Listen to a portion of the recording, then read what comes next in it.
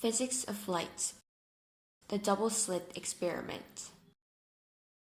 This video will explain what happens when light passes through two thin slits. And what is a slit? A slit is a long narrow cut or opening.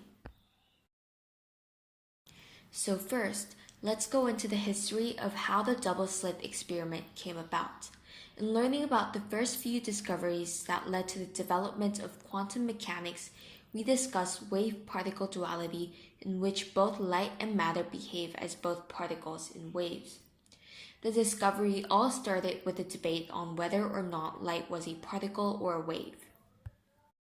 In the early 1800s, light was assumed to be a particle. There was a significant amount of evidence to point to that conclusion. And famous scientist Isaac Newton's calculations all supported the particle theory and sought to disprove Christian Huygens' theory that light was made of waves.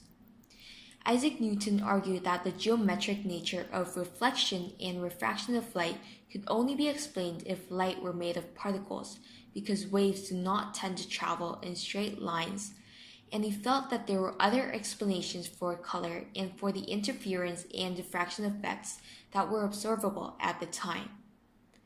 Owing to Newton's tremendous stature, his view generally prevailed over Huygens.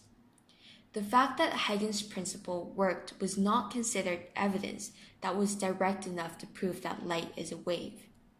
The acceptance of wave character of light still came many years later in 1803, when Thomas Young performed his famous double-slit experiment to prove that light was a wave. Light is a transverse wave. This diagram shows how a transverse wave looks as viewed from the above and from the side. A light can be imagined to propagate like this, although we do not actually see it wiggling through space.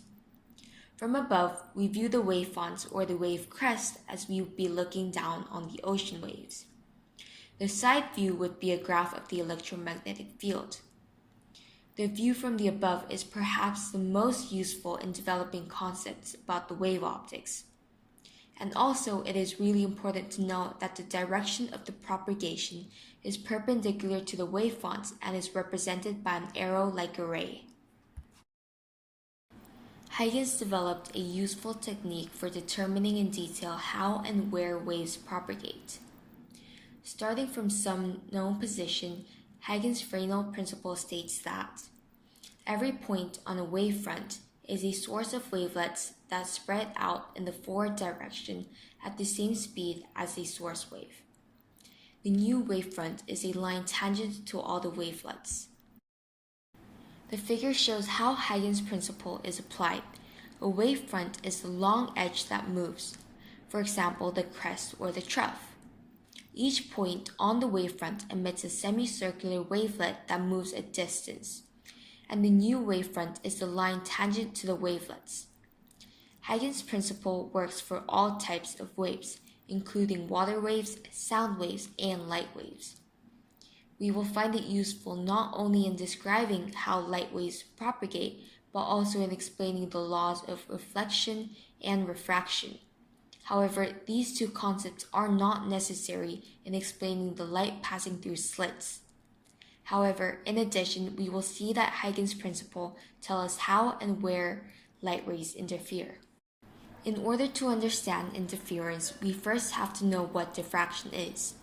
Diffraction is defined as the bending of light, a wave, around the edges of an opening or an obstacle. Let's just look at some real-life example of diffraction that we often see. This principle is actually something you have seen or experienced often but just don't realize. Although this principle applies to all types of waves, it is easier to explain using sound waves, since sound waves have longer wavelengths. If someone is playing music in their room with the door closed, you might not be able to hear it while walking past the room. However, if that person were to open their door while playing their music, you could hear it not only when directly in front of the door opening, but also on a considerable distance down the hall to either side. This is a direct effect of diffraction. When light passes through much smaller openings called slits, Huygens' principles show that light bends similar to the way sound does. just on a much smaller scale. We will examine later double-slit diffraction, but for now it is important that we understand the basic concepts of diffraction. Diffraction is also an example when we see the bending of light at the corners of the door. We expect to see a sharp shadow of the doorway on the floor of the room, and we expect no light to bend around corners into other parts of the room. So now, let's look at diffraction in single slits. If we pass light through smaller openings, often called slits, we can use Huygens' principle to see that light bends as sound does. The horizontal diffraction of the laser beam after it passes through the slits is evidence that light is a wave. In single-slit diffraction, the diffraction pattern is determined by the wavelength and by the length of the slit. The amount of bending is more extreme for a small opening, consistent with the fact that wave characteristics are most noticeable for interactions with objects about the same size as the wavelength. This diagram shows a visualization of this pattern. This is the most simplistic way of using the Huygens-Fresnel principle.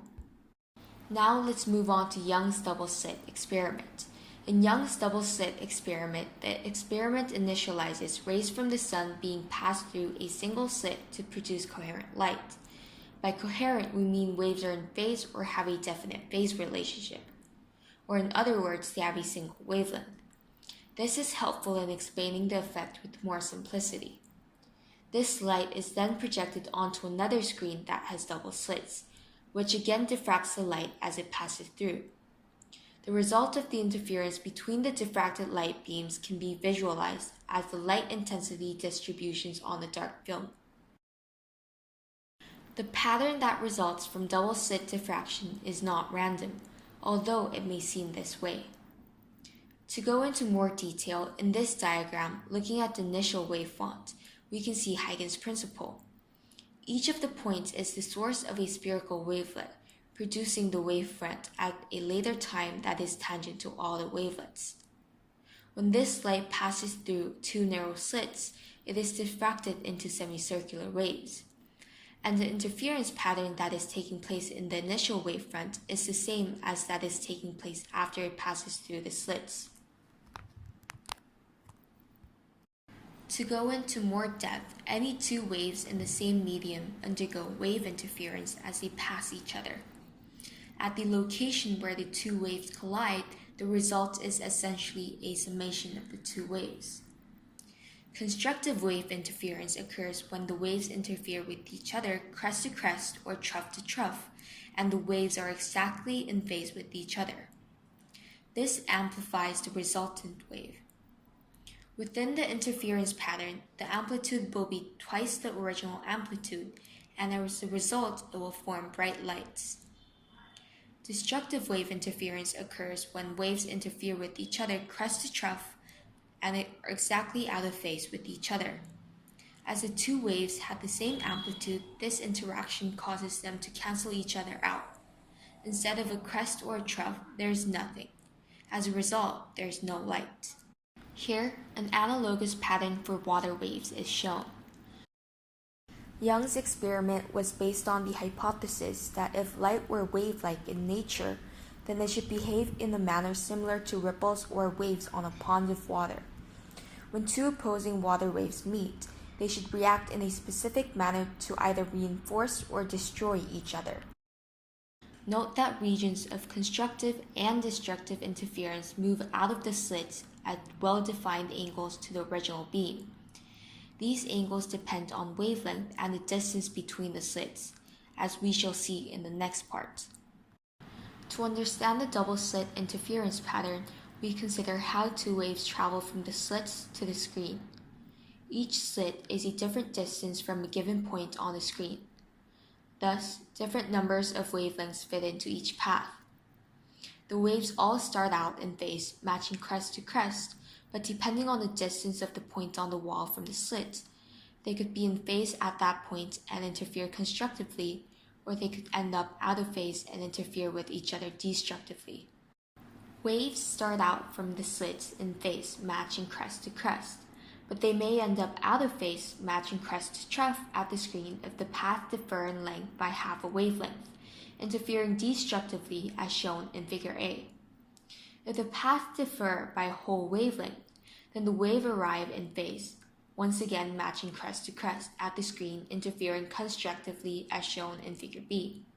More generally, if the paths taken by the two waves differ by any half integral number of wavelengths, like 1/2, 3/2, 5/2, then destructive interference occurs. Similarly, if the paths taken by the two waves differ by any integral number of wavelengths, such as 1, 2, 3, then constructive interference occurs. In a double-slit experiment, another observation to notice other than bright and dark interference patterns is the intensity that falls off with the angle. Or in other words, the intensity gets lower as the distance between the screen and the slits get greater. The photograph shows multiple bright and dark lines or fringes formed by light passing through a double slit. The middle line, which is the brightest, is called the central line. The remaining lines are called fringes. In Young's double-slit experiment, light was sent through two vertical slits and was diffracted into a pattern of vertical lines spread out horizontally.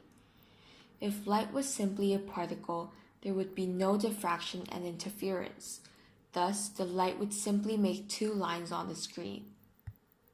Speaking about the wave-particle duality, the wave characteristics of light cause the light to pass through the slits and interfere with itself, producing the light and dark areas on the wall behind the slits. The light that appeared on the wall behind the slits was scattered and absorbed by the wall, which is a characteristic of a particle. By creating these interference patterns, Young proved light is a wave and changed the course of physics. Then, why was Young's experiment so much credible than Huygens? This is because while Huygens was correct, he could not demonstrate that light acted as a wave, while the double-slit experiment was able to show this very clearly. Since light has relatively short wavelengths, to show wave effects, it must interact with something small, and Young's small, closely spaced slits worked to effectively prove the wave-particle duality theory.